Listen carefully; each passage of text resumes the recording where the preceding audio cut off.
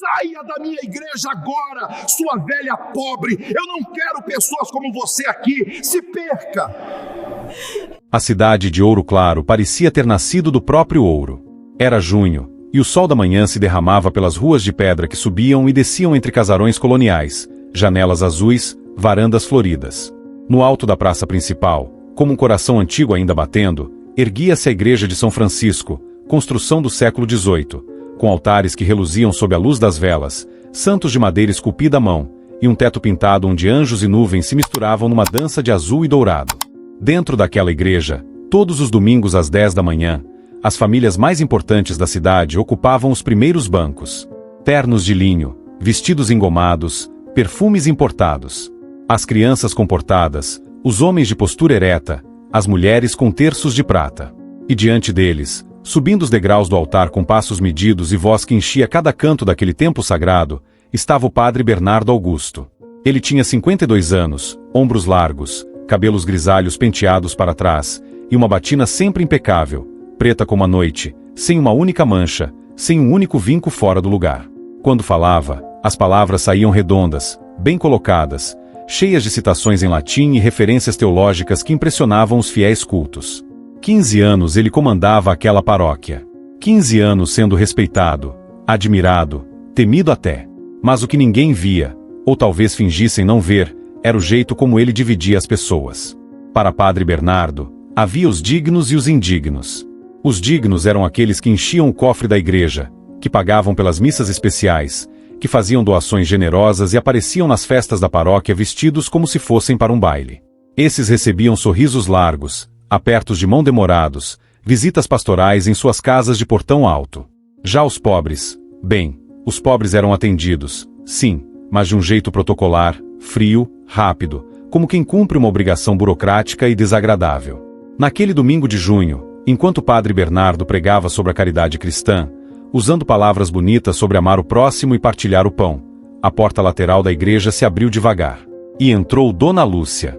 Ela tinha 76 anos. O corpo curvado pelo tempo e pelo trabalho pesado. As mãos ásperas, marcadas por cicatrizes de cortes e queimaduras. Vestia uma saia remendada, uma blusa desbotada que já fora azul mas agora era quase cinza, e chinelos gastos que arrastavam no chão. O cheiro que vinha com ela era inconfundível, cheiro de lixo, de papelão molhado, de suor seco misturado com resto de comida estragada. Dona Lúcia era catadora de material reciclável. Acordava antes do sol nascer, percorria quilômetros puxando um carrinho enferrujado, vasculhava sacos de lixo em busca de latinhas, garrafas, papel. Era assim que ela sobrevivia. Mas Dona Lúcia também era mulher de fé. Desde criança frequentava aquela igreja. 50 anos ajoelhada naqueles bancos de madeira, rezando o terço, acendendo velas para os santos, pedindo proteção. Ela conhecia cada imagem sacra pelo nome, sabia de cor as orações antigas que a mãe lhe ensinara. Só que há uns anos, começou a perceber que sua presença incomodava. Os olhares de lado. As pessoas se afastando quando ela sentava perto. Então passou a frequentar só as missas da madrugada ou da noite, quando a igreja estava vazia e ninguém se importava com o cheiro que ela trazia. Mas naquele dia, ela tinha um motivo especial. Segurava nas mãos uma medalha pequena e gasta de Nossa Senhora, a mesma que pertencera à sua mãe, e à mãe de sua mãe antes dela. A corrente estava quebrada, mas a medalha ainda brilhava um pouco, apesar do tempo. Dona Lúcia queria que o padre a benzesse. Só isso. Um gesto simples. Uma bênção rápida. Ela caminhou devagar pelo corredor central, a cabeça baixa, tentando não fazer barulho. Mas os chinelos arrastavam. E o cheiro se espalhava. E as pessoas começaram a se virar. Primeiro curiosidade. Depois desconforto. Depois nojo mal disfarçado. Alguém levou a mão ao nariz. Outra pessoa sussurrou algo para o marido. Uma criança perguntou em voz alta: "Mãe, o que é esse cheiro?" E então o padre Bernardo parou de falar. O silêncio caiu pesado sobre a igreja. Ele a viu caminhando em direção ao altar, aquela mulher pobre, suja, com cheiro de lixo, invadindo sua missa das 10, a missa dos importantes, dos bem vestidos, dos generosos. E algo dentro dele explodiu. A senhora está interrompendo a Santa Missa. A voz dele ecoou pelas paredes barrocas, bateu nos altares dourados, voltou amplificada. Dona Lúcia parou no meio do caminho. Seus olhos arregalaram. As mãos que seguravam a medalha começaram a tremer. Perdão, padre, eu só queria. Aqui não é lugar para pedintes. Vá para os fundos se quiser algo. Esta missa é para pessoas que respeitam a casa de Deus. O choque foi imediato. Algumas pessoas baixaram os olhos, envergonhadas. Outras concordaram em silêncio, aliviadas de que alguém finalmente tivesse dito o que pensavam. Turistas que visitavam a igreja sacaram celulares, filmaram a cena sem entender direito o que estava acontecendo, mas percebendo que era algo grave. E Dona Lúcia? Ela ficou ali parada por uns segundos que pareceram uma eternidade. As lágrimas começaram a descer, molhando as rugas fundas do rosto. Ela apertou a medalha contra o peito, virou-se devagar e saiu cambaleando em direção à porta. Seus chinelos arrastavam mais devagar agora. Cada passo pesado. Cada passo carregando uma humilhação que doía mais fundo que qualquer fome que já sentirá. Padre Bernardo ajeitou a batina, respirou fundo e retomou a homilia como se nada tivesse acontecido. Como eu estava dizendo, a caridade cristã é a marca dos verdadeiros seguidores de Cristo. Mas lá fora, na praça ensolarada, Dona Lúcia sentou-se num banco de pedra, abraçou a medalha da mãe dela e chorou como não chorava há anos. E pela primeira vez em 50 anos de fé, ela se perguntou se realmente havia lugar para gente como ela na casa de Deus. As semanas que se seguiram aquele domingo foram como um desmoronamento lento e silencioso. Dona Lúcia não voltou mais à igreja de São Francisco. Nem nas missas da madrugada. Nem nas da noite. Ela passava pela praça às vezes, empurrando seu carrinho de materiais recicláveis, mas desviava o olhar daquela fachada branca e dourada que antes era refúgio e agora era cicatriz. A notícia do que aconteceu se espalhou rápido. Ouro Claro era cidade pequena, daquelas onde todo mundo conhece todo mundo, onde as histórias circulam de boca em boca antes mesmo de chegarem aos jornais. Algumas pessoas ficaram indignadas. Como um padre pode fazer isso? Comentavam na fila do mercado, na porta da farmácia. Mas a maioria simplesmente deu de ombros. Ela podia ter ido em outro horário, diziam. A missa das 10 é para quem vai bem arrumado. Imagina o cheiro que devia estar fazendo naquela igreja cheia. E Padre Bernardo? Ele não demonstrou remorso nenhum. Aliás, ele estava convencido de que havia feito a coisa certa. Em reuniões com o conselho paroquial, homens de negócios, comerciantes prósperos, fazendeiros ricos, ele justificava tudo com um discurso que parecia fazer sentido, pelo menos para quem não olhava fundo demais. Precisamos entender uma coisa, dizia ele, sentado à cabeceira da mesa, dedos entrelaçados, voz pausada e firme. A igreja de São Francisco não é uma igreja qualquer. É patrimônio histórico. Atrai turistas do Brasil inteiro, até de fora. Gera receita para a cidade, mantém empregos, sustenta obras sociais. E para isso, precisamos de uma imagem adequada. Não podemos permitir que a igreja se transforme em abrigo de mendigos. Temos responsabilidades com a comunidade, com a preservação desse lugar sagrado. Os homens ao redor da mesa acenavam com a cabeça. Fazia sentido. Pelo menos parecia fazer.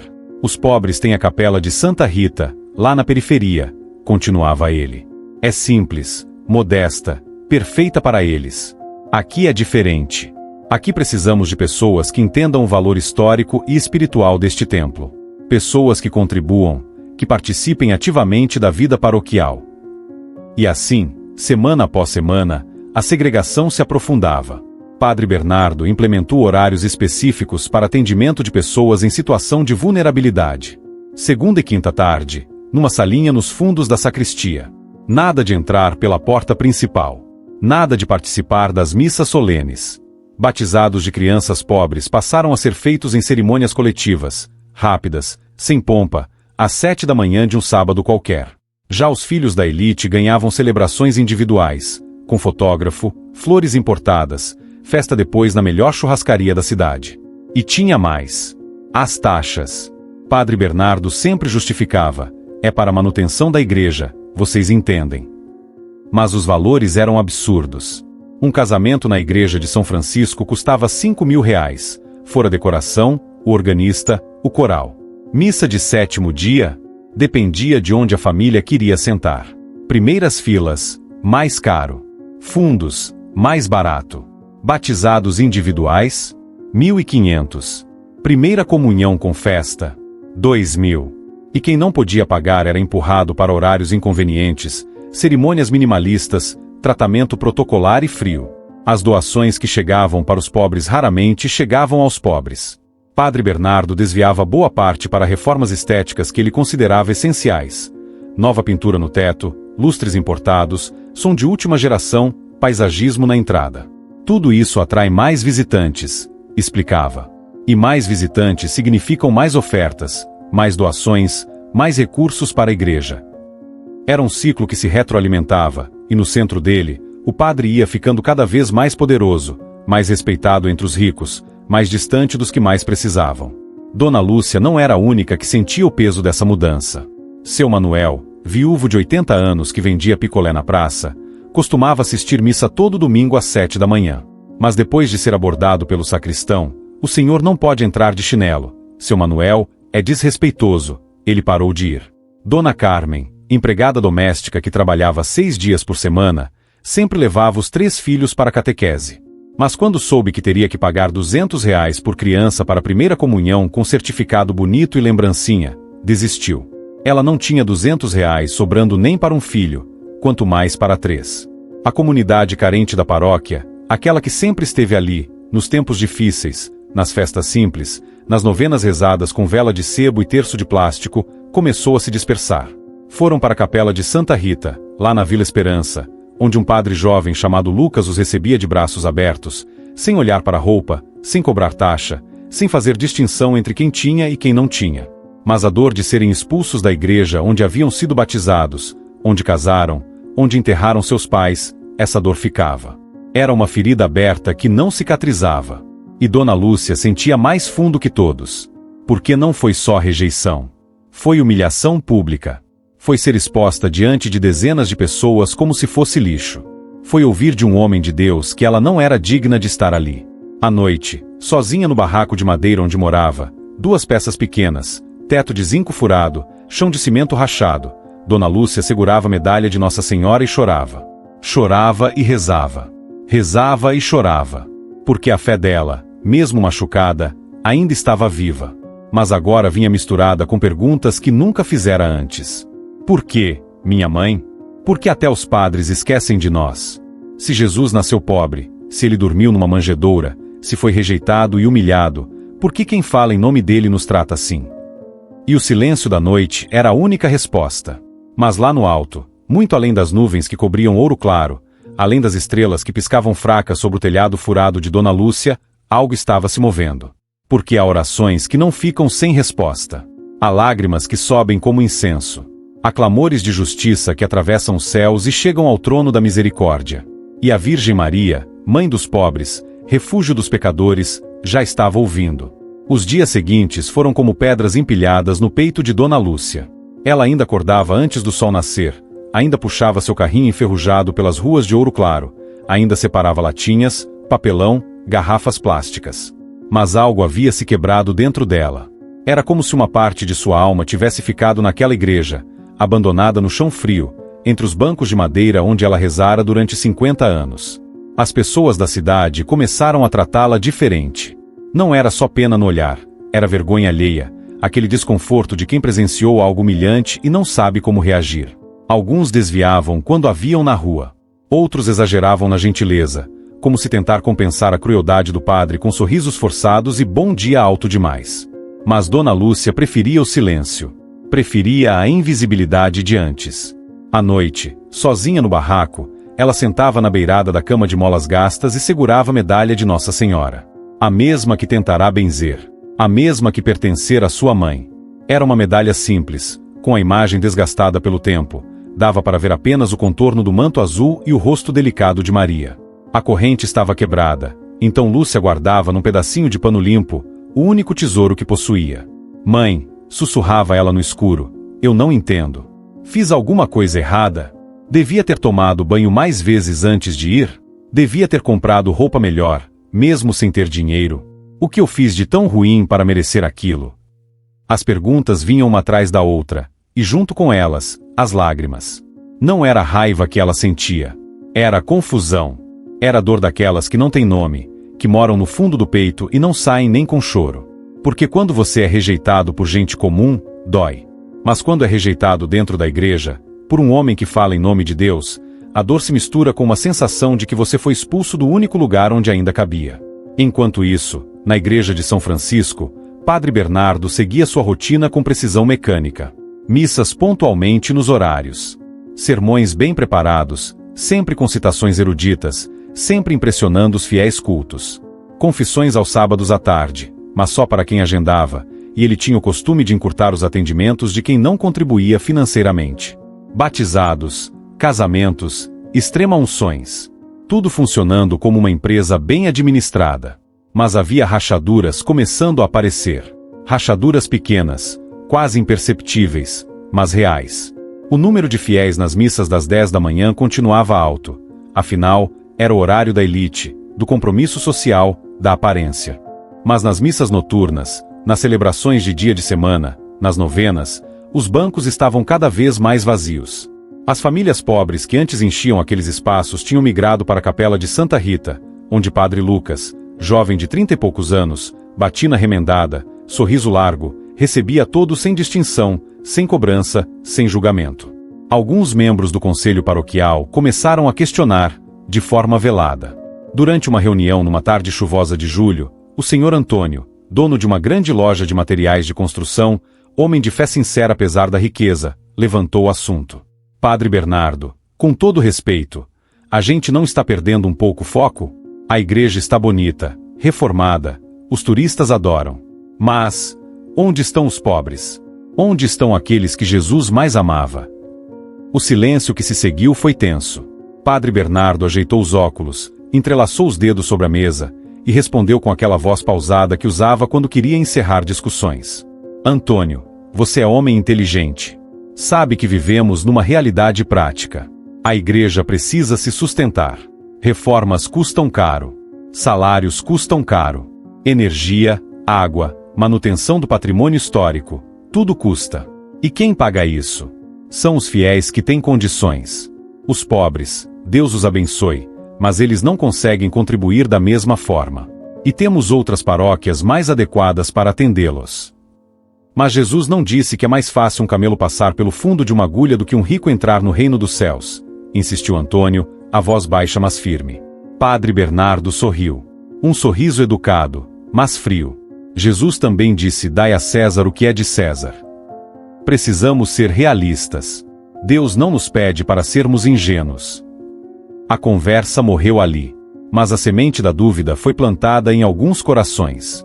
Enquanto isso, Dona Lúcia estava cada vez mais magra.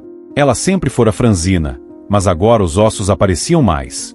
Não era só falta de comida, era falta de vontade de comer. Aquela tristeza profunda que rouba o apetite, que faz a comida perder o gosto, que transforma cada dia num esforço para simplesmente continuar existindo.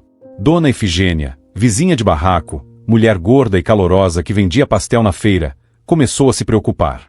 Bateu na porta de Lúcia numa noite dessas, levando um prato de arroz com feijão e um pedaço de frango frito. Lúcia, você precisa comer. Tá sumindo, mulher. Não tô com fome, Efigênia. Fome ou não, você vai comer. Vou ficar aqui até você botar isso pra dentro. E ficou mesmo. Sentou-se no banquinho de madeira torto e ficou olhando até Dona Lúcia comer, devagar, cada garfada custando um esforço enorme. Quando terminou, Efigênia perguntou, com aquela delicadeza de quem sabe que a dor alheia é território sagrado. Você ainda tá pensando naquilo, né?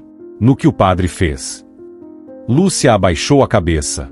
Eu tento esquecer, Efigênia. Juro que tento. Mas toda vez que fecho os olhos, vejo aquela igreja. Vejo as pessoas olhando para mim. Ouço a voz dele me expulsando. E aí me pergunto, se até o padre acha que eu não presto, se até dentro da igreja eu não sirvo, então onde eu vou caber? Efigênia sentiu os olhos arderem. Ela mesma nunca fora de muita religião, mas conhecia Lúcia há anos. Sabia que aquela mulher tinha fé de verdade, daquelas que não vêm de interesse, mas de coração puro. Escuta aqui, disse Efigênia, segurando as mãos ásperas de Lúcia. Padre é gente, Lúcia. Gente erra. Gente é orgulhoso, mesquinho, injusto. Mas Deus não é assim. E Nossa Senhora, que você tanto reza, ela não é assim. Eles veem você. Eles sabem quem você é de verdade. E isso ninguém tira de você, nem padre, nem rico, nem ninguém. Dona Lúcia chorou agarrada à amiga. E naquela noite, pela primeira vez em semanas, ela conseguiu dormir algumas horas seguidas. Mas lá no fundo do barraco, sobre a mesinha improvisada com caixotes, a medalha de Nossa Senhora parecia brilhar um pouco mais na luz fraca da vela. E se alguém prestasse atenção, talvez percebesse que o ar estava diferente, mais leve, mais suave, como se algo invisível estivesse se aproximando. Porque há momentos em que o céu se inclina para a terra. Há dores que não passam despercebidas. Há clamores silenciosos que ecoam mais alto que gritos. E quando uma alma pura chora sozinha no escuro, segurando uma medalha gasta, dizendo: mãe, eu não entendo, a mãe ouve. E vem. Era uma sexta-feira. Dona Lúcia acordou mais cedo que o normal, antes mesmo dos galos cantarem, quando o céu ainda estava preto e as estrelas piscavam fracas sobre os telhados de zinco da Vila Esperança. Ela não sabia explicar porquê, mas sentia que precisava rezar. Não aquela reza rápida, automática, feita de cor, mas uma oração verdadeira. Daquelas que doem. Daquelas que vêm de tão fundo que a gente nem sabe direito se é a gente falando ou se é algo maior falando através da gente. Ela se levantou devagar, os joelhos estalaram, as costas reclamaram. Acendeu uma vela de sebo que tinha guardada e a colocou sobre a mesinha de caixote. A luz amarela tremelicou, fazendo sombras dançarem nas paredes descascadas do barraco. Lúcia pegou a medalha de Nossa Senhora, beijou-a com ternura e ajoelhou-se no chão de cimento frio. Não tinha tapete. Não tinha almofada. Só o chão duro, áspero, que machucava os joelhos já doloridos. Mas ela não se importou. Fez o sinal da cruz devagar, como sua mãe lhe ensinara quando ainda era menina. Em nome do Pai, do Filho e do Espírito Santo. Amém. Ficou ali em silêncio por alguns minutos, apenas respirando, sentindo o peso da medalha nas mãos, ouvindo o vento lá fora, que balançava as telhas e fazia um barulho fino, quase como um assobio distante. E então começou a falar, não em voz alta, num sussurro baixinho, íntimo, como quem fala com alguém muito próximo. Minha mãe querida, eu sei que não sou nada neste mundo. Sou velha, feia, pobre, fedo a lixo, meu corpo tá cansado, minha vida não valeu muita coisa. Entendo porque aquelas pessoas não querem gente como eu perto delas. Entendo mesmo. A voz embargou. Ela parou, engoliu o choro, continuou. Mas aquele padre, mãe, ele falava em seu nome. Ele usava as vestes sagradas. Ele falava de Jesus, do amor, da caridade, e depois me expulsou como se eu fosse bicho. Na frente de todo mundo. E eu fiquei tão envergonhada, mãe, tão pequena, tão nada. As lágrimas começaram a cair, molhando a medalha que ela apertava contra o peito. Não tô pedindo vingança, não. Sei que isso não é da vontade de Jesus. Sei que ele mandou a gente perdoar, amar até os inimigos. E eu tô tentando, mãe. Juro que tô tentando. Mas dói. Dói tanto que às vezes eu acordo de noite e não consigo respirar direito. Dona Lúcia pegou o terço que estava guardado no bolso da saia. Um terço velho, de contas de plástico azul, algumas faltando, o fio já quase arrebentando. Mas era o terço dela. O terço que rezara 1000 vezes, em 1000 situações diferentes. Segurou pela cruz, fez outro sinal da cruz, e começou a rezar o creio. Creio em Deus Pai Todo-Poderoso, Criador do céu e da terra. A voz saía baixinho, mas firme. Cada palavra pronunciada com cuidado, com intenção. Não era decoreba. Era fé viva, pulsando em cada sílaba. Quando chegou no Pai Nosso da primeira dezena, algo mudou. A voz dela ficou ainda mais baixa, quase inaudível, mas carregada de uma emoção que fazia o ar ao redor parecer mais denso, mais presente. Pai nosso que estais no céu, santificado seja o vosso nome. E aí, no meio da oração, ela parou. E falou de coração aberto, sem script, sem fórmula. Pai, seu filho Jesus nasceu pobre. Nasceu numa manjedoura, cercado de animais, rejeitado pelas pessoas importantes. Os pastores que vieram ver ele eram gente simples, suja, cheirando a ovelha. E você não se importou. Jesus comeu com pecadores, lavou pés de gente desprezada, tocou em leprosos que todo mundo tinha nojo. Ele nunca, expulsou ninguém por ser pobre. A voz quebrou de novo. Então por quê, Pai? Porque até quem fala em nome dele esquece disso. Porque até os padres viraram as costas pra gente. Ela voltou ao terço. Ave Maria após Ave Maria. Cada conta passando entre os dedos calejados, cada oração sendo uma súplica, um pedido, uma entrega. Rogai por nós pecadores, agora e na hora de nossa morte. Amém. Lúcia rezou as 5 dezenas completas. Mistérios dolorosos, porque era sexta-feira, e porque a dor que ela sentia combinava com a dor de Cristo no Calvário. A agonia no horto, a flagelação, a coroação de espinhos, o caminho do Calvário, a crucificação. Cada mistério meditado com profundidade, cada um ecoando algo que ela mesma estava vivendo. Quando chegou na Salve Rainha, no final do terço, a voz dela estava molhada de lágrimas, mas também mais leve, como se cada oração tivesse tirado um pouco do peso. Salve Rainha, Mãe de Misericórdia, vida, doçura e esperança nossa, salve. E então, segurando a medalha com ambas as mãos, Dona Lúcia fez o pedido final. O pedido que vinha do lugar mais fundo da alma. Mãe, eu peço que a senhora abra os olhos dele, do Padre Bernardo, que ele veja o que está fazendo. Porque se até os padres esquecem que Jesus nasceu pobre, então quem vai lembrar os pobres de que eles também são filhos de Deus? Rogo pela conversão dele, mãe. Porque um pastor que abandona as ovelhas mais frágeis não está servindo a Deus, está servindo a si mesmo. Ela ficou ali, ajoelhada, em silêncio. Não esperava a resposta. Não esperava milagre. Só precisava colocar aquela dor toda para fora, entregar nas mãos de quem ela confiava, de quem ela amava desde criança. E foi aí que aconteceu.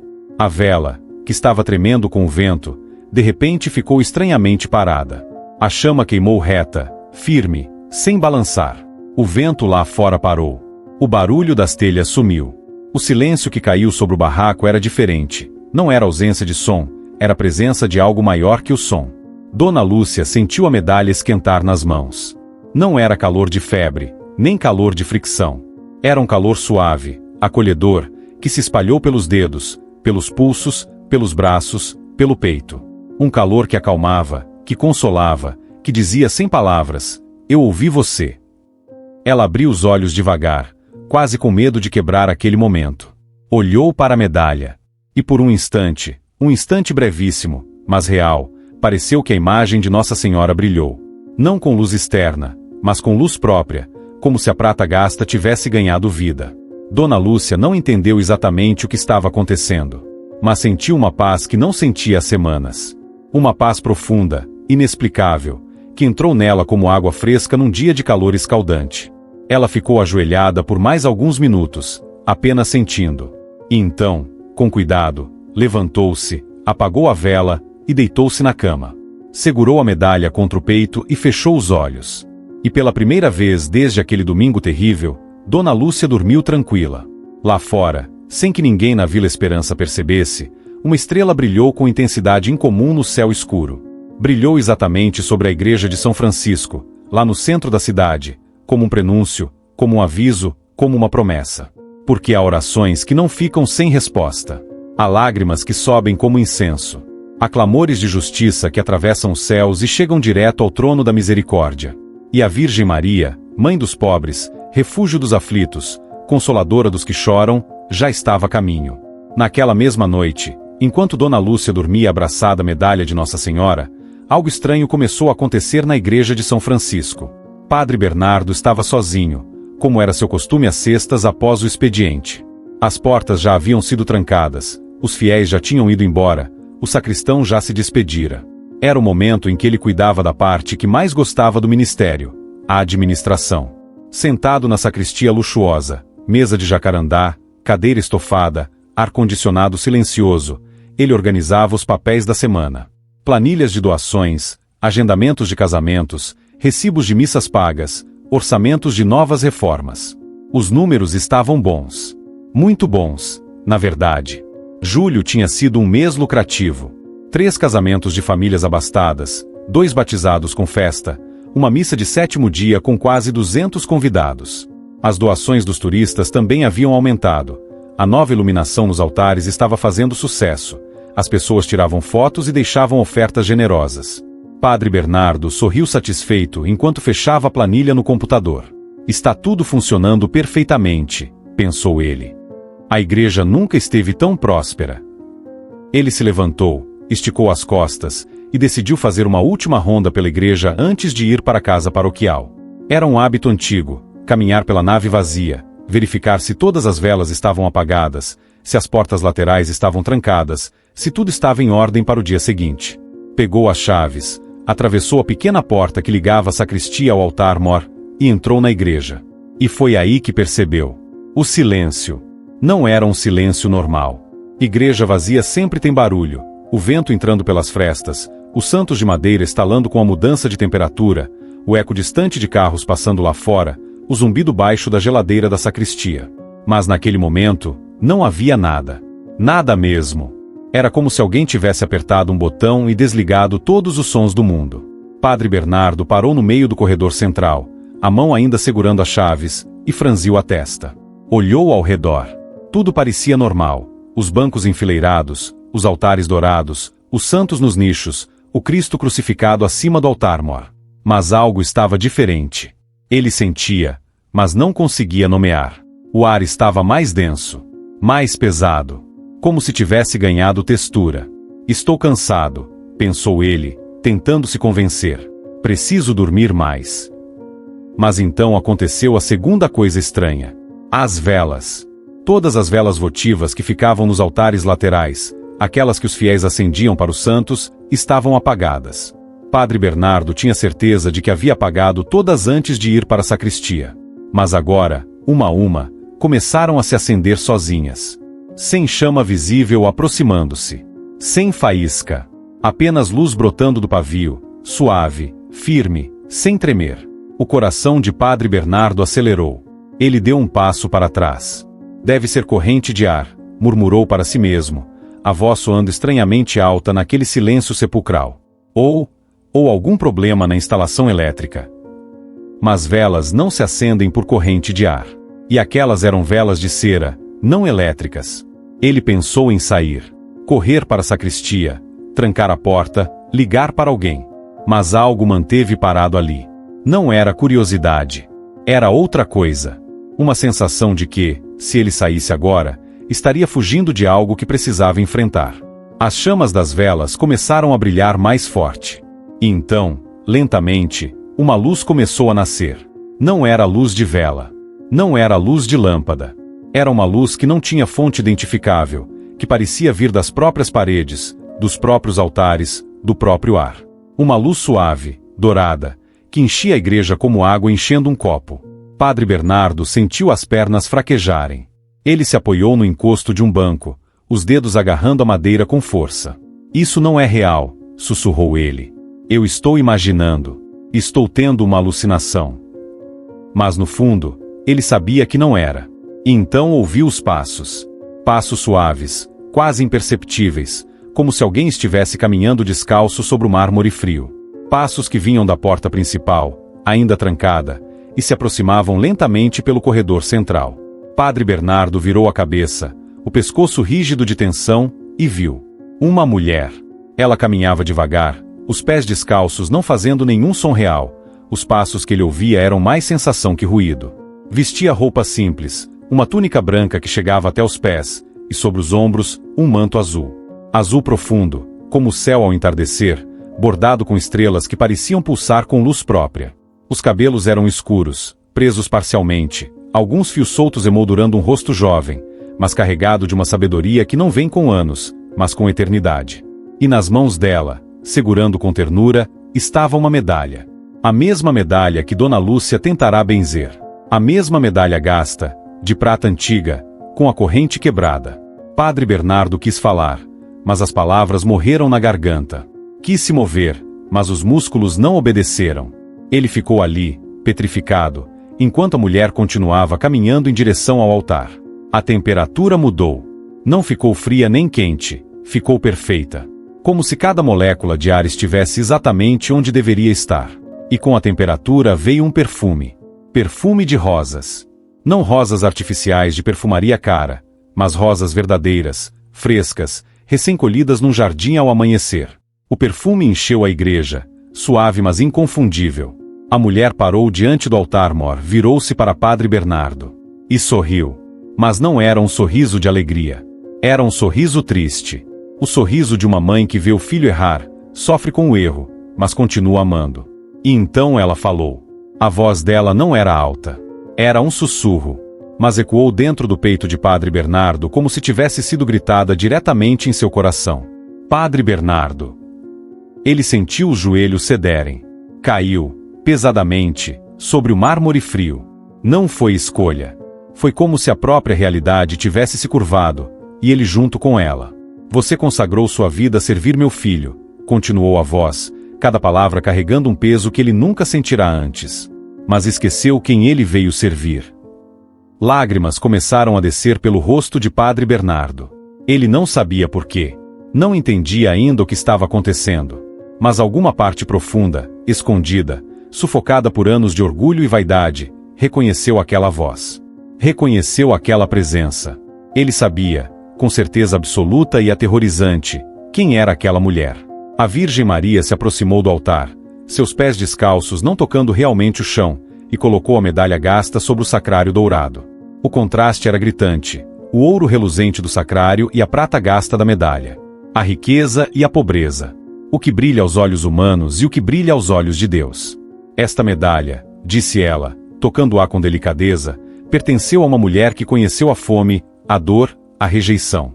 Assim como eu conheci quando fugi para o Egito com meu filho nos braços, refugiada, pobre, desprezada por quem se achava digno demais para nos acolher. Padre Bernardo tremia. O corpo todo sacudindo, os dentes batendo, suor frio escorrendo pelas costas. Mas não era medo físico. Era o terror de estar diante de algo infinitamente maior, infinitamente mais puro, infinitamente mais verdadeiro do que qualquer coisa que ele já experimentara. Maria virou-se novamente para ele. Os olhos dela, escuros, profundos, cheios de uma compaixão dolorosa, encontraram os olhos dele. E Padre Bernardo sentiu como se todas as camadas de mentira, de orgulho, de autojustificação que ele havia construído ao longo de anos estivessem sendo arrancadas uma a uma. Você transformou a casa de oração em covil de mercadores, disse ela, e as palavras ecoaram as mesmas que Cristo usará ao expulsar os vendilhões do templo. Expulsou os pobres que meu filho veio especialmente salvar. Usou a batina como símbolo de poder, não de serviço. Pregou sobre humildade enquanto cultivou soberba. Cada frase era uma lâmina afiada cortando fundo. Padre Bernardo quis se defender, justificar, explicar. Mas não havia defesa possível. Não diante dela. Não diante da verdade pura e nua que radiava daquela presença. E quando uma alma pura veio buscar bênção, continuou Maria, sua voz ficando ainda mais suave, ainda mais dolorosa, você a amaldiçoou com vergonha pública. Padre Bernardo soluçou. Um soluço profundo, gutural, que vinha de um lugar nele que estava morto há tanto tempo que ele esquecera que existia. Maria estendeu a mão em direção a ele. Não em gesto de condenação, mas em convite. Um convite doloroso, terrível, necessário. Venha, disse ela. Venha ver o que seus olhos cegos pela vaidade se recusam a enxergar. E quando os dedos dela tocaram a testa dele, o mundo desapareceu. A igreja sumiu. O mármore, os altares dourados, as imagens sacras, tudo se dissolveu como névoa sob o sol. E Padre Bernardo se viu em outro lugar. Ele estava dentro da igreja de São Francisco novamente. Mas não estava sozinho na sacristia. Estava nos bancos. Não, ele era os bancos. Ele era os olhos de quem estava sentado ali. E quando olhou para as próprias mãos, viu mãos ásperas, enrugadas, segurando uma medalha gasta de Nossa Senhora. Ele era Dona Lúcia. O choque foi imediato e devastador. Ele sentiu na própria pele o peso daquela saia remendada, o desconforto dos chinelos largos demais, a dor nas costas de anos puxando o carrinho de reciclagem. Sentiu o cheiro, o próprio cheiro de lixo que impregnava as roupas, a pele, os cabelos. E pela primeira vez, entendeu que não era escolha. Não era desleixo. Era o resultado inevitável de uma vida inteira trabalhando com dejetos alheios para sobreviver. E então veio a humilhação. Ele reviveu aquele domingo. Só que agora pelos olhos dela. Sentiu a timidez ao entrar pela porta lateral, o cuidado de não fazer barulho, a esperança frágil de ser atendido rapidamente. E então, a voz. A senhora está interrompendo a Santa Missa. Padre Bernardo sentiu a vergonha explodir dentro do peito de Dona Lúcia. Era uma dor física. como se cada palavra fosse um soco, cada sílaba uma paulada. Ele sentiu os olhares da congregação, alguns piedosos, outros desprezíveis, outros indiferentes. Sentiu o peso esmagador de ser exposto publicamente como indesejado, como sujeira, como nada. Aqui não é lugar para pedintes. A palavra pedinte ecoou dentro dele como chicotada. Dona Lúcia não era pedinte. Ela trabalhava. Acordava às 4 da manhã, puxava carrinho até o corpo gritar de dor, separava lixo com as mãos nuas, enfrentava calor, chuva, cães agressivos, gente que a tratava como invisível. Ela tinha dignidade, tinha fé, tinha história, mas nenhuma dessas coisas importou. Para ele, para o padre Bernardo de antes, ela era apenas incômodo. Ele sentiu as lágrimas de Lúcia descendo, molhando o rosto dela, o gosto salgado na boca. Sentiu as pernas bambas ao sair da igreja, o peso de cada passo, a vontade de desaparecer, de deixar de existir. E mais doloroso, sentiu a crise de fé. A pergunta terrível que ela se fez depois: se até o padre me rejeita, se até na casa de Deus eu não sirvo, então onde eu caibo? A cena mudou bruscamente. Agora padre Bernardo estava em outro tempo, outro lugar. Ele se viu jovem novamente, 27 anos, recém-ordenado, batina nova, olhos brilhando de idealismo. Era sua primeira paróquia, uma comunidade pobre no interior, igreja de tijolo simples, sem ouro, sem turistas, sem pompa. Ele se viu dormindo em casas humildes de paroquianos, comendo feijão com farinha sentado no chão de taipa, lavando os pés de idosos doentes na Semana Santa. Viu o jovem padre que era, aquele que acordava de madrugada para visitar enfermos, que dividia o pouco dinheiro que tinha com famílias que passavam fome, que chorava junto com mães que perdiam filhos para doenças evitáveis. Quem era esse? Pensou ele, observando a si mesmo com uma mistura de espanto e dor. Onde esse homem foi parar? E então a visão mostrou a transformação. Ele viu o momento exato. Foi quando o bispo transferiu para uma paróquia maior, numa cidade mais rica.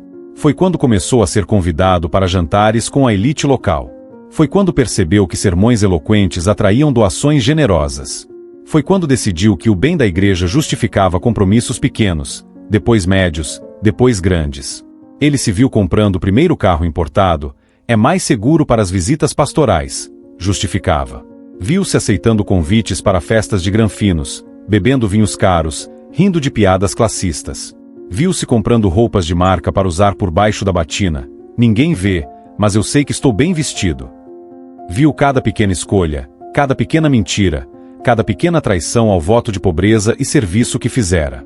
E viu o ponto de virada definitivo, o dia em que um mendigo sujo tentou entrar na igreja durante uma missa importante, e ele, padre Bernardo, sinalizou discretamente para o sacristão removê-lo. Leve ele para os fundos. Não queremos causar constrangimento aos fiéis. Aquilo virou rotina, virou política, virou sistema. E ele se convenceu de que estava certo. Convenceu-se de que estava servindo a Deus da maneira mais eficaz, mais inteligente, mais realista. A terceira visão foi a mais devastadora. Padre Bernardo viu Jesus Cristo entrando na igreja de São Francisco. Mas não era o Cristo glorioso dos vitrais coloridos, coroado de luz, vestido de branco imaculado. Era Jesus em trapos. Roupas rasgadas, sujas de lama e sangue seco. Pés descalços, rachados, sangrando. Cabelos desgrenhados, rosto magro, olhos fundos. Ele cheirava a suor, a poeira, a miséria. E Padre Bernardo, o Padre Bernardo da visão, o viu entrar e se aproximou rapidamente. Senhor, o senhor não pode ficar aqui. Há horários específicos para pessoas em sua situação. Por favor, vá para os fundos. Jesus o olhou. E naquele olhar havia uma tristeza infinita. Não me reconheces, Bernardo. Eu preciso manter a ordem na casa de Deus.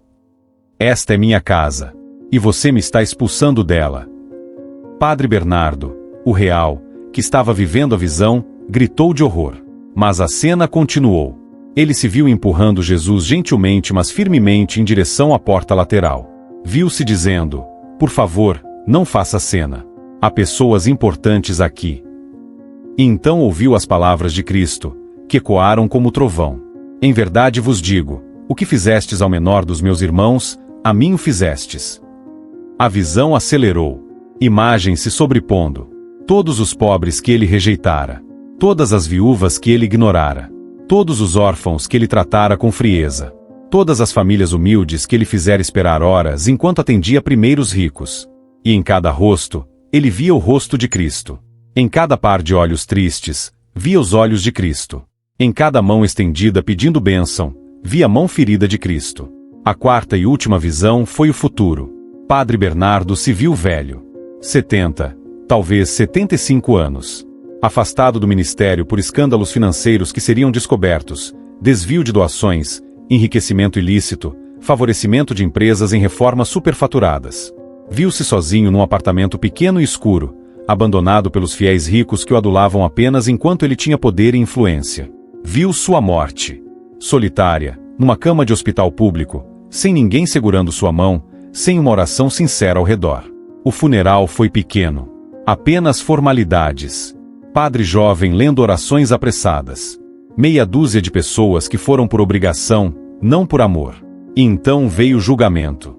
Padre Bernardo se viu diante de uma luz ofuscante. Não havia juiz visível, não havia tribunal. Mas havia uma balança. De um lado, suas ações. Do outro, suas omissões. E enquanto ele observava, a balança pendia devastadoramente contra ele. Cada pobre humilhado pesava como chumbo. Cada necessitado rejeitado adicionava peso esmagador. Cada oportunidade desperdiçada de ser verdadeiro pastor acrescentava mais e mais desequilíbrio. E então o vazio. Uma escuridão que não era ausência de luz, mas ausência de Deus. Separação eterna da presença daquele que ele jurou servir. Solidão absoluta, completa, sem fim, sem esperança, sem consolação. O inferno não era fogo. Era isso, estar para sempre longe do amor, sabendo que a culpa era dele, que as escolhas foram dele, que ele teve todas as chances e desperdiçou todas elas. Padre Bernardo gritou. Um grito que rasgou o silêncio daquelas visões terríveis. E de repente, estava de volta. De volta à igreja. De volta ao chão de mármore frio. De volta ao próprio corpo, que tremia violentamente, encharcado de suor e lágrimas. Ele estava prostrado completamente, a testa encostada no chão, os braços estendidos, soluçando de forma convulsiva, desesperada. Maria permanecia diante do altar, a presença dela ainda irradiando aquela luz suave e impossível. E em sua mão, a medalha gasta de Dona Lúcia brilhava agora com uma luz própria, pequena mas constante. Agora você viu, disse ela, com uma ternura que contrastava brutalmente com a severidade das visões. Agora você entendeu. E Padre Bernardo, quebrado, despedaçado, sem defesas, sem máscaras, sem orgulho, conseguiu apenas sussurrar entre soluços. Mãe, Mãe de Deus, o que eu me tornei? Padre Bernardo permaneceu prostrado no chão, o corpo sacudindo com soluços que vinham de um lugar tão fundo que ele nem sabia que existia dentro dele. As lágrimas formavam pequenas poças no mármore gelado. As mãos, sempre tão firmes ao segurar o cálice, ao abençoar os fiéis, agora tremiam descontroladamente, os dedos se abrindo e fechando num gesto de desespero impotente. O que eu me tornei? Repetia ele entre gemidos. Meu Deus, o que eu fiz? Maria permaneceu em silêncio por alguns instantes. Um silêncio que não era frio, mas pesado de compaixão. Ela observava, aquele homem quebrado, despedaçado, finalmente enxergando a verdade nua e crua de sua própria alma. E havia dor nela também. Dor de mãe que vê o filho sofrer, mesmo quando o sofrimento é necessário, mesmo quando é o único caminho para a cura. Ela se aproximou devagar, os pés descalços não fazendo som sobre o mármore, e se ajoelhou ao lado dele. O manto azul se espalhou ao redor, como se estivesse envolvendo a ambos numa mesma presença. E então ela fez algo que Padre Bernardo jamais esqueceria. Tocou gentilmente seus cabelos grisalhos, num gesto de ternura maternal que ele não merecia, que ele não pediu, mas que precisava desesperadamente. Bernardo, disse ela, a voz ainda sussurrada mas agora carregada de uma doçura que doía de tão pura. Você vê agora o abismo em que caiu. Vê a distância entre quem você jurou ser e quem se tornou. E essa visão dói. Dói como deve doer. Porque não há cura sem reconhecimento da ferida. Ele levantou o rosto ligeiramente, os olhos vermelhos e inchados, o nariz escorrendo, a aparência completamente destruída. Não havia mais nada do padre imponente, eloquente, admirado. Havia apenas um homem confrontado com a própria monstruosidade moral. Como pode haver perdão para o que eu fiz? perguntou ele, a voz rouca, quebrada. Eu humilhei Dona Lúcia publicamente. Expulsei os pobres da casa de Deus. Transformei a igreja num negócio. Usei a batina para me engrandecer. Preguei sobre Cristo enquanto traía a cada dia. Eu vi Jesus nos olhos daqueles pobres e o expulsei. Conscientemente. Deliberadamente. Ele cobriu o rosto com as mãos, envergonhado até de estar na presença dela. Não mereço ser padre. Não mereço estar nesta igreja. Não mereço nada além da condenação que vi naquela visão. Maria deixou a mão repousar sobre a cabeça dele por mais um momento, e então respondeu: a misericórdia de Deus é infinita para quem se arrepende verdadeiramente. Padre Bernardo sentiu algo se mover dentro do peito. Uma sensação estranha, dolorosa mas também libertadora. Era como se anos de camadas endurecidas de orgulho, vaidade e autojustificação estivessem sendo arrancadas. Embora o processo doesse terrivelmente, havia um alívio profundo em finalmente deixar aquilo ir embora. Mas arrependimento não é só sentir dor, continuou Maria, a voz ficando um pouco mais firme. Remorso sente dor. Culpa sente dor. Mas arrependimento verdadeiro exige algo mais. Exige mudança. Exige ação. Exige que você use tudo aquilo que desperdiçou, sua autoridade, seus recursos, sua voz, da maneira como deveriam sempre ter sido usados, para erguer os caídos, acolher os rejeitados, servir os esquecidos. Ela pegou a medalha de Dona Lúcia, que ainda repousava sobre o sacrário, e a colocou nas mãos trêmulas dele. Comece devolvendo a dignidade àquela que você roubou. Padre Bernardo segurou a medalha como se fosse a coisa mais preciosa do mundo. Sentiu o peso dela, não o peso físico da prata gasta, mas o peso simbólico de toda a dor que causará, de toda a humilhação que infligira, de toda a fé que quase destruíra. Mas como? Perguntou ele. Como eu posso consertar algo tão quebrado? Como faço Dona Lúcia entender que eu me arrependi de verdade? Ela não tem motivo nenhum para me perdoar. Nenhum motivo para acreditar em mim. Não se conserta com palavras, respondeu Maria. Palavras são fáceis. Baratas. Você é mestre em palavras bonitas, Bernardo. Usou-as para impressionar, para manipular, para construir sua imagem. Mas agora você precisará de algo que nunca usou adequadamente. Humildade verdadeira.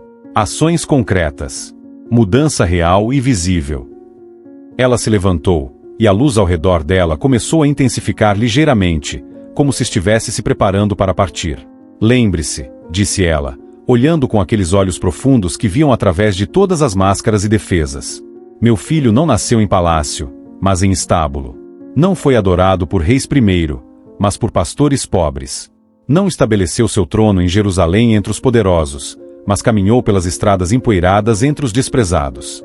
E quando chegou a hora de escolher onde morrer, não morreu em leito de príncipe, mas entre dois ladrões, pregado numa cruz como criminoso comum. A voz dela ficou ainda mais suave, quase um sussurro, mas cada palavra caiu no coração de Padre Bernardo como gota de água em pedra seca, infiltrando-se, transformando. Você tem uma escolha, Bernardo. Pode voltar à vida de antes, justificar, racionalizar, continuar servindo a si mesmo enquanto finge servir a Deus. Ou pode morrer. Morrer para o orgulho, para a vaidade, para a ambição. Morrer para o homem velho que se tornou. E ressuscitar como o homem que jurou ser quando foi ordenado. A escolha é sua. Sempre foi. A presença dela começou a desvanecer. Não de forma abrupta, mas gradual, como a névoa que se dissipa ao nascer do sol. A luz dourada que enchia a igreja foi diminuindo lentamente. O perfume de rosas foi ficando mais tênue. As velas que haviam se acendido sozinhas começaram a tremular novamente com correntes de ar normais. Mãe, chamou Padre Bernardo, estendendo a mão como criança que não quer ver a mãe partir. Não me deixe sozinho com isso. Não sei se consigo. Não sei se sou forte o suficiente para mudar de verdade. Maria, já quase translúcida, sorriu. E foi um sorriso triste, mas também esperançoso. Você não está sozinho. Nunca esteve. Mesmo quando se afastou, mesmo quando me ignorou, mesmo quando escolheu o caminho errado. Eu estava ali. Meu filho estava ali. Esperando. Sempre esperando que você voltasse para casa. E então ela desapareceu completamente. Padre Bernardo ficou sozinho na igreja. Mas não era a mesma solidão de antes. Era uma solidão povoada de presença invisível, de verdades dolorosas mas libertadoras, de esperança frágil mas real. Ele olhou para a medalha em suas mãos. Olhou para o altar dourado. Olhou para os bancos vazios onde tantos pobres haviam sido rejeitados, humilhados, expulsos. E pela primeira vez em anos, talvez décadas, Padre Bernardo rezou de verdade. Não uma oração decorada. Não um Pai Nosso mecânico. Mas uma oração que vinha do fundo da alma, crua, honesta, desesperada. Jesus, eu não tenho direito de chamar você assim. Não depois do que fiz. Mas não sei o que mais dizer. Perdi o direito a fórmulas bonitas, a orações eloquentes. Só tenho isso. Sou um pecador. Um hipócrita. Um traidor. Usei seu nome para construir meu reino, não o seu. E agora só peço uma coisa, me ensine a morrer. Porque o homem que eu sou precisa morrer. E não sei como fazer isso sozinho. Ele ficou ali, ajoelhado, segurando a medalha, enquanto as primeiras luzes da manhã começavam a entrar pelas janelas altas da igreja. Ficou ali até os joelhos doerem insuportavelmente. Ficou ali até o corpo inteiro estar rígido de cansaço. Ficou ali porque não sabia o que mais fazer, onde mais ir, como mais começar. E quando finalmente se levantou, já era quase 6 da manhã. O sacristão chegaria em 1 hora. Os primeiros fiéis para a missa das 7 começariam a aparecer em breve. Tudo voltaria à rotina normal. Mas Padre Bernardo sabia que nada seria normal nunca mais. Ele guardou a medalha de Dona Lúcia no bolso interno da batina, bem próxima do coração, e caminhou lentamente em direção à sacristia, cada passo pesado de cansaço mas também de determinação nascente. Havia uma dívida a pagar, uma dignidade a devolver, uma vida a reconstruir do zero. E ele começaria naquele mesmo dia. O sol ainda não tinha nascido completamente quando o Padre Bernardo saiu da igreja de São Francisco. Ele não foi para a casa paroquial, aquela construção confortável, com móveis bonitos, ar-condicionado, televisão de tela grande. Não. Ele pegou o carro, mas não para ir descansar. Pegou para ir à Vila Esperança, a favela na periferia de Ouro Claro, onde Dona Lúcia morava. As ruas eram de terra batida, cheias de buracos que o carro, um sedã importado que ele justificava como necessário para visitas pastorais, mal conseguia atravessar. Barracos de madeira e tijolo cru se espremiam uns contra os outros, telhados de zinco enferrujado, fios de luz improvisados cruzando o céu como teias de aranha tortas. Crianças já brincavam na rua mesmo naquele horário cedo, descalças, com roupas rasgadas mas sorrisos largos. Cachorros magricelas corriam entre os becos. O cheiro era forte, esgoto a céu aberto, lixo acumulado, fumaça de fogão a lenha. Padre Bernardo nunca tinha vindo ali. Em 15 anos como pároco de Ouro Claro, nunca visitará a Vila Esperança. Sabia que existia, era impossível não saber, ficava a menos de 3 quilômetros do centro, mas sempre encontrava desculpas para não ir. Tenho compromissos importantes, dizia. O padre da capela de lá pode atender essa região. Não é seguro. Agora, dirigindo por aquelas ruas esburacadas, ele sentia uma vergonha tão profunda que mal conseguia respirar. Como pudera ignorar aquilo durante tanto tempo? Como pudera pregar sobre amor ao próximo, enquanto nunca se aproximara dos mais próximos geograficamente? Ele parou o carro numa esquina e perguntou a uma mulher que lavava roupa num tanque improvisado na calçada. A senhora sabe onde mora Dona Lúcia? A catadora. A mulher olhou desconfiada. Padre de batina limpa, carro caro, vindo à favela antes das 7 da manhã não era coisa normal. Por que quer saber? Eu preciso falar com ela. É importante. A mulher estudou o rosto dele por alguns segundos e então apontou com a mão cheia de sabão para um beco estreito. Terceiro barraco à esquerda. O que tem a cortina azul na porta. Padre Bernardo agradeceu e seguiu a pé. O beco era tão estreito que seus ombros quase tocavam nas paredes de madeira dos barracos de cada lado. O chão estava molhado, água de esgoto misturada com chuva da noite anterior. Ele pisava com cuidado, os sapatos de couro afundando na lama. Quando chegou ao barraco com a cortina azul, parou. Respirou fundo. Sentiu o peso da medalha no bolso da batina. E então, pela primeira vez em toda sua vida de padre, fez algo que nunca imaginara fazer. Tirou os sapatos. Descalço, os pés tocando a lama fria e úmida, ele se aproximou da porta e bateu de leve. Quem é? Veio a voz de Dona Lúcia de dentro, rouca de sono. Sou eu. Padre Bernardo. Silêncio. Um silêncio longo, tenso, cheio de medo e confusão. A cortina se mexeu ligeiramente. Dona Lúcia apareceu na fresta, os olhos arregalados, o rosto pálido. Quando viu que era realmente ele, recuou instintivamente. "O que o senhor quer aqui?" perguntou, a voz tremendo. Padre Bernardo sentiu as lágrimas voltarem. Vê-la ali, magra, envelhecida, assustada com sua presença, foi como receber um soco no estômago. Ele havia feito aquilo. Transformará uma mulher de fé em alguém que tinha medo de padre. "Dona Lúcia", começou ele, a voz embargada, eu vim pedir perdão." Ela piscou várias vezes, como se não tivesse entendido. "Perdão? Pelo que eu fiz. Pela forma como a tratei. Pela humilhação que causei. Por tudo." Ele se ajoelhou ali mesmo, na lama do beco, a batina afundando na sujeira, os joelhos descalços tocando o chão úmido e frio. E começou a chorar. "Eu pequei contra Deus e contra a senhora. Usei minha autoridade para ferir em vez de curar. Transformei a casa de Deus em lugar de exclusão. E a senhora que tinha fé verdadeira, que vinha buscar apenas uma bênção simples, eu a expulsei como se fosse lixo. E não há desculpa. Não há justificativa. Só há meu arrependimento. Minha vergonha. Meu pedido de perdão." Dona Lúcia ficou parada, segurando a cortina, incapaz de processar o que estava vendo. O padre que a humilhara publicamente estava ajoelhado na lama, chorando, pedindo perdão. "Eu não entendo", sussurrou ela. Padre Bernardo levantou o rosto, os olhos vermelhos encontrando os dela.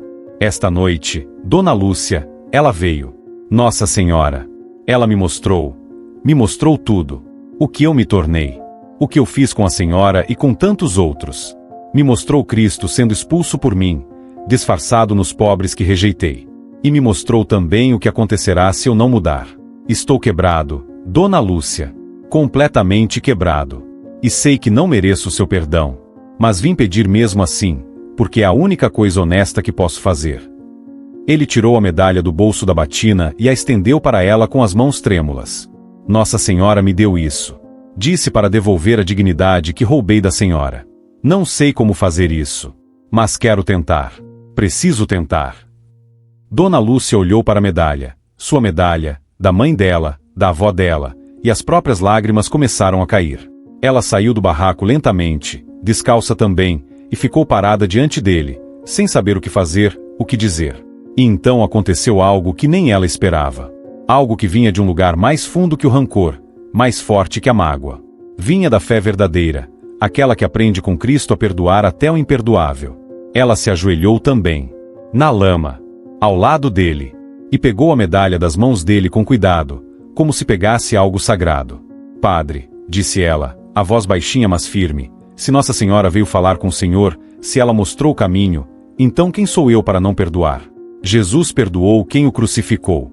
Como eu posso fazer menos?" Padre Bernardo soluçou mais forte. E então fez algo que nunca fizera em 15 anos de sacerdócio.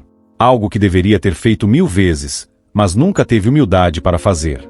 Ele pegou uma bacia velha que estava encostada na parede do barraco, encheu com água de uma torneira comunitária que havia no beco, voltou e, ajoelhado diante de Dona Lúcia, começou a lavar os pés dela. Os pés estavam sujos, terra, lama, calos grossos de anos andando sem sapatos adequados.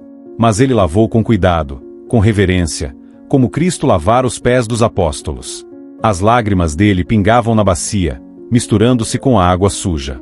"Se Cristo lavou os pés de Pedro", disse ele entre soluços, "eu preciso lavar os pés daqueles que humilhei.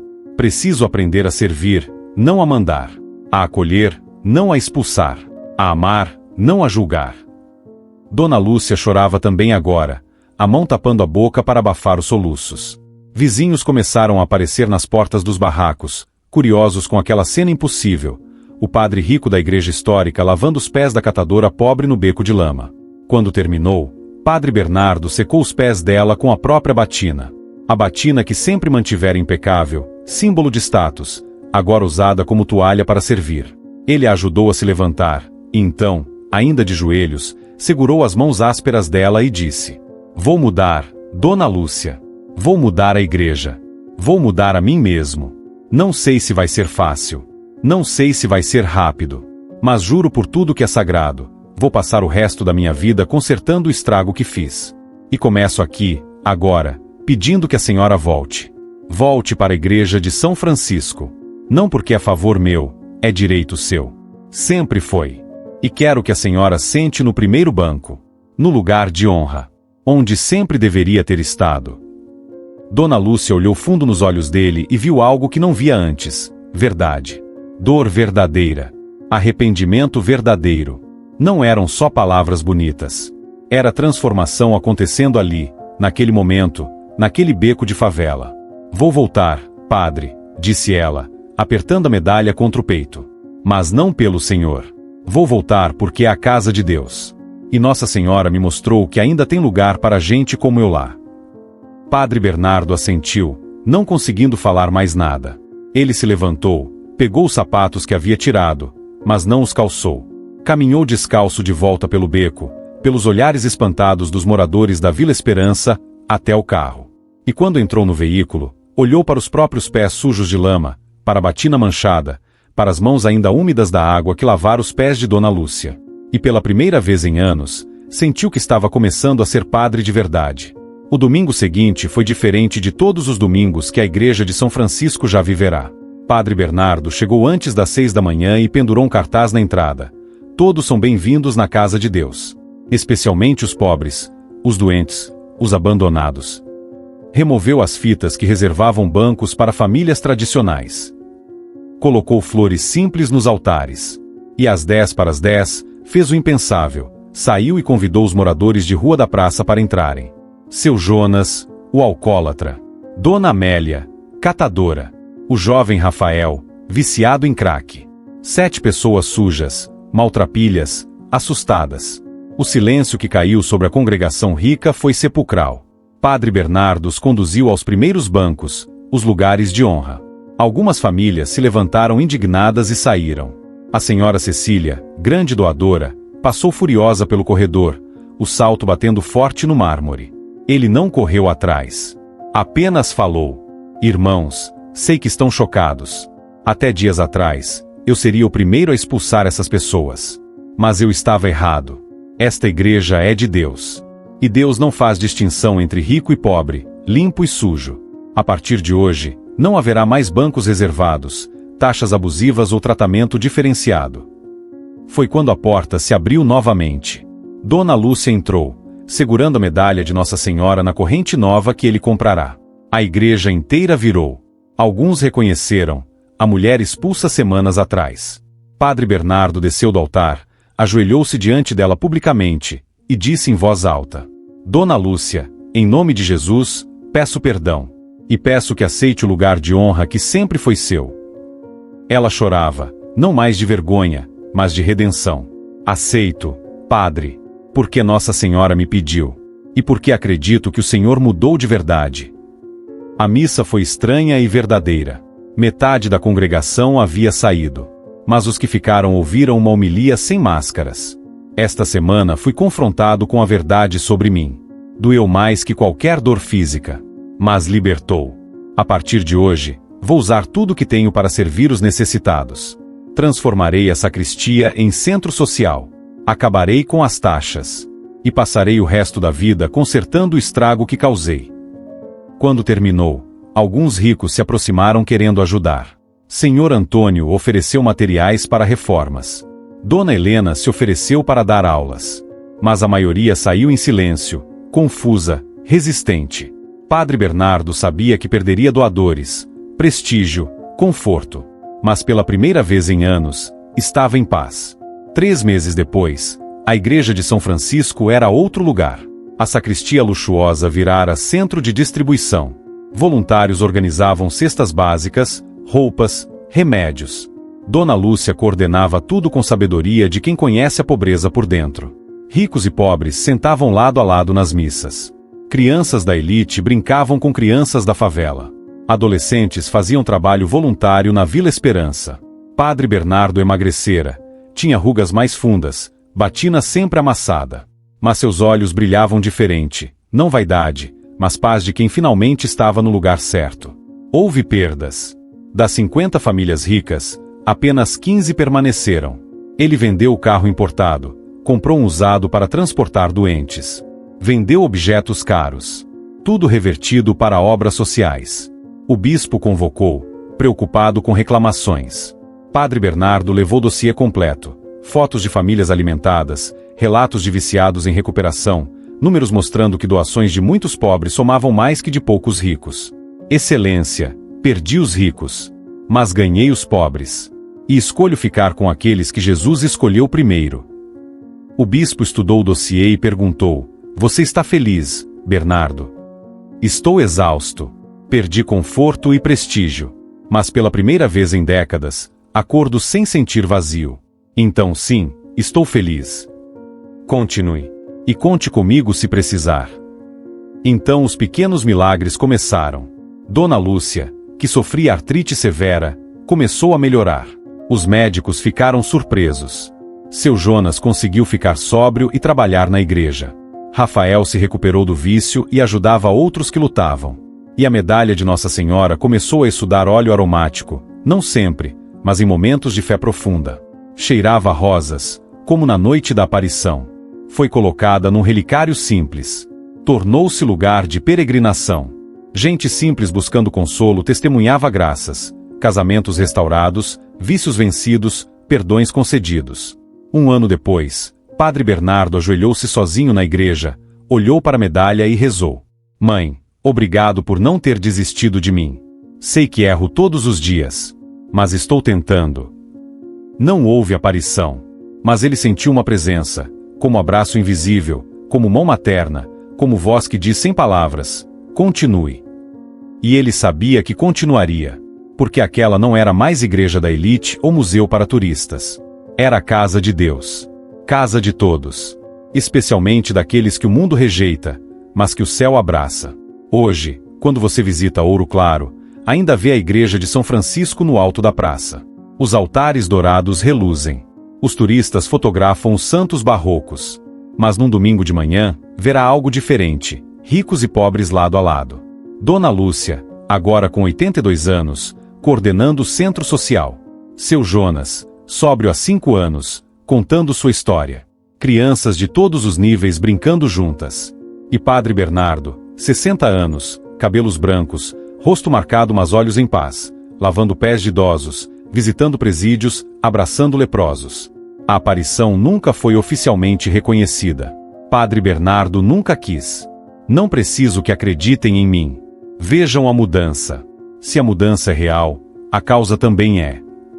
Mas a medalha continua lá. Continua estudando o óleo. Continua atraindo peregrinos. Sinal silencioso de que Maria permanece vigilante. A lição? A batina não torna ninguém superior, torna servo. A igreja não é museu para elite, é hospital para feridos. E a Virgem Maria permanece vigilante, corrigindo até os guardiões da compaixão. Quando perguntavam como perdoar a tamanha humilhação, Dona Lúcia sorria segurando a medalha. Perdoar é fácil quando você vê alguém morrer para o orgulho e ressuscitar para o amor. Vi um milagre maior que óleo santo. Vi um coração de pedra voltar a bater. Se essa história tocou você, escreva amém nos comentários. Às vezes, um simples amém é o começo de uma cura que você nem imaginava. Compartilhe com alguém que precisa acreditar novamente. Que se afastou da fé porque foi ferido. Que acha que não há lugar para ela na casa de Deus. Inscreva-se para mais histórias de fé e conversão. Porque essas histórias são sementes. E quando caem em coração aberto, florescem em transformação verdadeira. Que a Virgem Maria, Mãe dos pobres, interceda por todos nós. Amém.